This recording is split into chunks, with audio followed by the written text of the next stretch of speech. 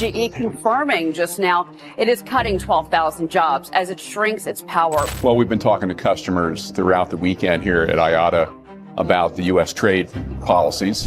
We think we've got about a $500 million residual cost challenge. Tonight, a story once unthinkable in the American industrial heartlands is rapidly unfolding. A symbol of national ingenuity, a company woven into the very fabric of the United States for more than a century, now finds itself at the center of a dramatic and deeply unsettling shift. Communities that built their livelihoods around General Electric, households defined by the rhythm of factory shifts and steady pay packets, are waking up to a new reality.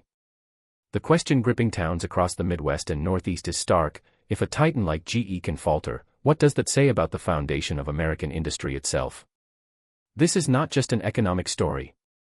It is a story about identity, legacy, and what happens when the bedrock of a nation begins to crack. For generations, General Electric was more than a corporation. It was an emblem of American confidence, a household name spoken with a sense of pride and assurance. The company's strength seemed as permanent as the cities it helped build. But that image is now being replaced by scenes that would have once felt impossible. Entire regions once illuminated by GE's factories are watching the lights go out. Plants that thrived for decades have gone silent. The hum of machinery, the rush of workers at shift change, the glow of production lines, all have faded into memory. Across the span of months, more than 12,000 jobs have vanished. Car parks that once overflowed during every shift now stand deserted. Local diners that depended on factory footfall through early mornings and late nights now sit half-empty, their owners wondering how much longer they can keep the doors open. What these communities are facing is not a gentle decline but an abrupt shattering of stability. A chapter of American life is closing with a finality that few were prepared to confront. Observers across the border in Canada have watched the situation with a mixture of surprise and inevitability. The irony has not been lost on them. As the United States champions tariffs and protectionism meant to strengthen domestic production, those same policies have pushed companies like GE out of the country. Steel, aluminum, and essential manufacturing components now carry cost increases that cascade through every production stage. The very tools designed to support American manufacturing are, instead, strangling it. Inside GE's financial records, the figures tell a harsh tale. GE Aerospace alone has absorbed nearly $500 million in extra costs directly caused by tariff pressures. GE Vernova has taken losses between $300 and $400 million. These numbers aren't forecasts, they've appeared in quarterly reports repeatedly, shrinking the company's capacity to reinvest, modernize, or compete globally. Over time, the pressure became unsustainable. For GE, the choice to stay domestic or preserve its financial future became mutually exclusive.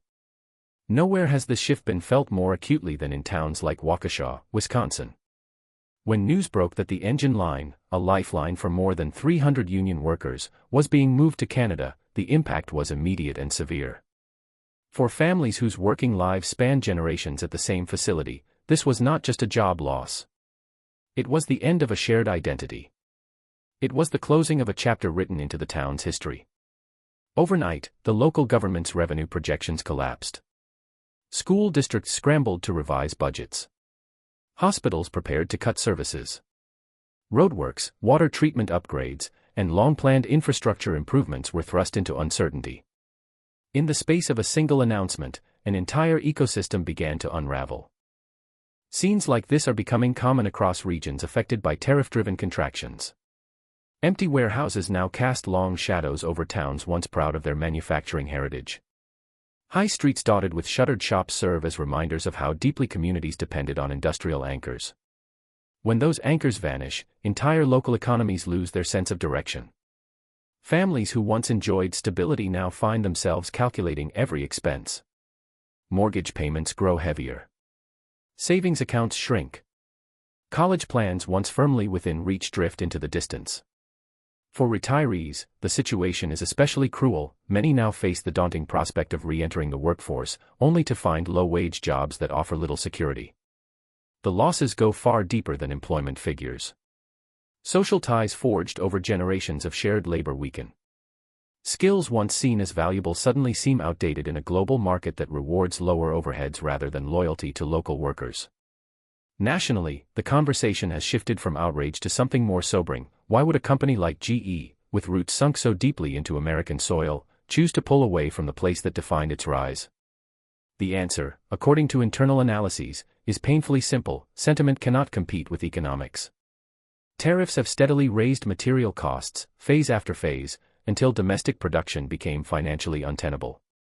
Inside GE's boardrooms, every possible solution was explored. Executives met with unions. Workers agreed to concessions on wages and benefits. Automation, once heralded as the savior of American manufacturing, failed to bridge the widening cost gap.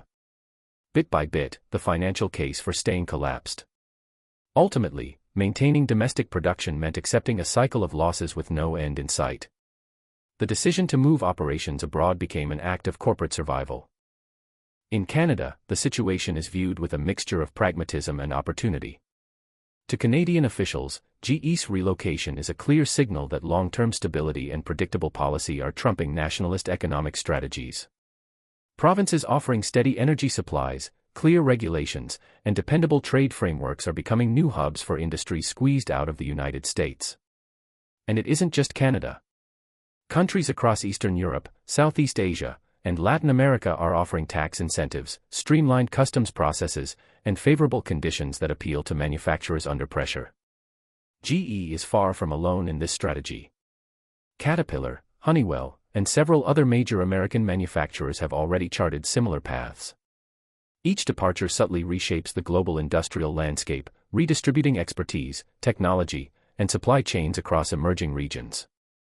For nations welcoming these companies, this isn't just economic luck.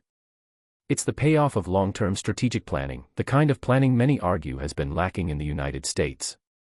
On Wall Street, GE's shift triggered initial turbulence. Share prices wavered as investors processed the implications. But soon, analysts identified a pattern beneath the panic.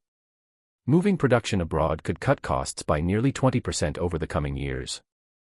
New tax incentives in host countries would further strengthen margins. Investors reached a blunt conclusion: GE's future growth would rely not on patriotic loyalty, but on global diversification. Profitability, not geography, would determine survival. But the consequences extend far beyond one company's balance sheets. America's manufacturing dominance, once the envy of the world, is showing unmistakable signs of strain. Each time a factory relocates, specialized equipment follows. Technical expertise migrates across borders. Processes that once defined American capability become assets for foreign competitors.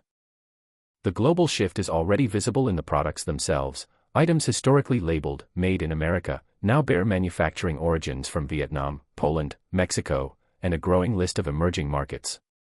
For many analysts, this is more than a corporate story. It is a profound transformation of industrial identity. And with that transformation comes a series of national security questions. A country that cannot produce its own critical infrastructure, defense components, or essential equipment becomes vulnerable in ways that extend beyond economics. Dependence on foreign supply chains introduces risks that grow sharper as geopolitical tensions rise. Canada, meanwhile, reads the moment through a different lens. GE's move, to many Canadians, highlights an underlying fragility in the American economic model. The United States, long considered unshakable, is experiencing pressures of its own making. As American policies push major industries outward, other nations are stepping in with long-term strategies and open doors. And so, the story of GE's withdrawal is not merely a story about a company adjusting to global pressures. It is a reflection of a broader realignment, a shift in the world's industrial balance, driven by decisions that ripple through towns, cities, and nations alike. The machines may fall silent, but the consequences echo far beyond the walls of any factory.